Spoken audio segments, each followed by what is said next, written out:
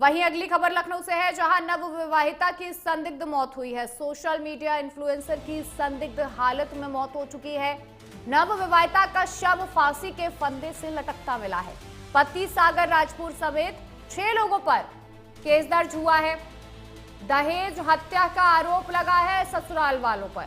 Car की मांग को लेकर हत्या का आरोप है।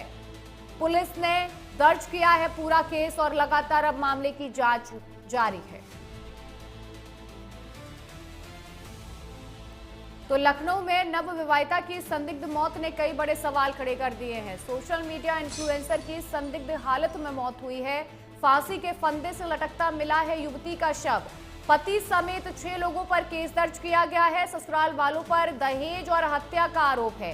कार की मांग को लेकर हत्या का गंभीर आरोप लगाया जा रहा है। वहीं पुलिस ने इस पूरे मामले में केस दर्ज कर लिया है और लगातार जांच की जा रही है।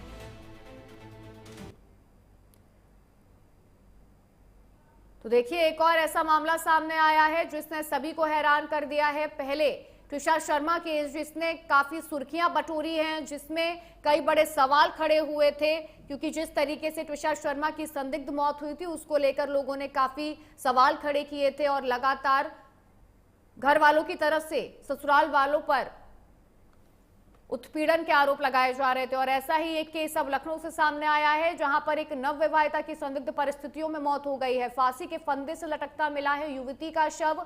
पति समेत 6 लोगों पर केस दर्ज कर लिया गया है। वहीं ससुराल वालों पर दहेज और हत्या करने का आरोप लगा है। पुलिस लगातार इस मामले की जांच कर रही है। सोशल मीडिया इन्फ्लुएंसर थी युवती जिसका शव फांसी के फंदे से लटकता मिला है। इस पूरी घटना के बाद इलाके में अफरा तफरी का माहौल है, लोगों में दहशत का माहौल है।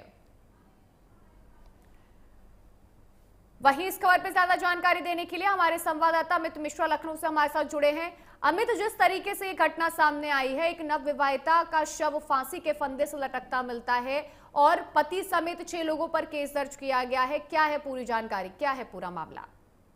जी बिल्कुल। देखिए, बिल्कुल आपको बता दें कि जिस तरीके से नवविवाहिता का संदिग्ध परिस्थिति में शव मिला है, उसके बाद से जो पीड़िता के परिजन है उन्होंने साफ तौर पे गंभीर आरोप लगाए हैं। और देखिए, जिस तरीके से हम मध्य प्रदेश में सोशल मीडिया इन्फ्लुएंसर की घटना सामने आई थी, उसके बाद से अब लखनऊ में इस बात की चर्चा हो रही है कि पति और पत्नी दोनों सोशल मीडिया इन्फ्लुएंसर थे और ऐसे में लगभग 7 लाख से अधिक जो फॉलोवर है वो दोनों में थे। लेकिन जिस तरीके से संदिग्ध परिस्थिति में मौत होती है और अभी 7 माह का एक छोटा सा दूध मुहा बच्चा जो है वो इस सोशल मीडिया इन्फ्लुएंसर के पास है।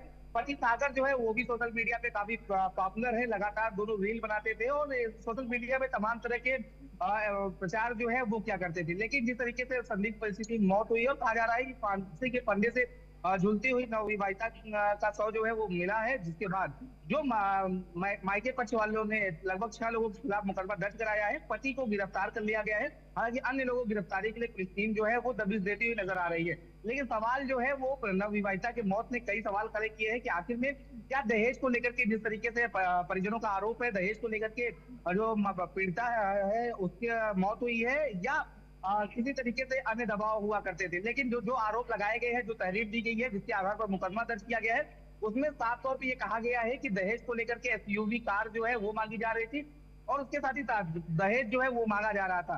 तो उसको लेकर के मुकदमा दर्ज किया गया है। अब गिरफ्तारी लगातार की जा रही है। लेकिन कई सवाल खड़े किए जा रहे हैं कि क्या अभी भी बेटियां जो है वो दहेज के लालचियों के बलि जो है वो बनती जा रही है। जिस तरीके से लगातार इस तरह के मामले निकल करके आ रहे हैं, चाहे वो मध्य प्रदेश का मामला रहा हो, आप देखिए लखनऊ राजधानी, उत्तर प्रदेश की राजधानी लखनऊ में भी ऐसे मामला आ गया है।